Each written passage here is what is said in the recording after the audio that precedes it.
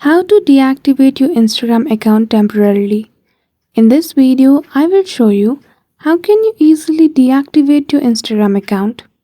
So without any delay, let's get into it. For that, firstly open your Instagram application, and after that you need to go to your profile. So click on your little profile icon, and then you need to click on three lines at the top right corner.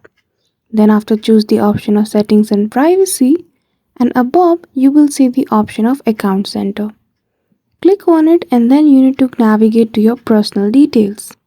Once you find the option of personal detail, click on it and then choose the option of account ownership and control. Here you will see the option of deactivation or deletion. Choose that option and choose the account which you want to delete. Now if you have connected your Facebook with Instagram, you will also see your Facebook account in the option. Choose your Instagram and choose the option of deactivate account. After that, Instagram will tell you to provide your password. Once you provide your password, you need to submit a particular reason why you want to deactivate your Instagram account. Once you are done choosing the reason, you finally need to click on deactivate account. And that's all. That is how easily you can deactivate your Instagram account temporarily. So I hope you found this video helpful. If you did, don't forget to give it a thumbs up and subscribe to our channel for such tutorial.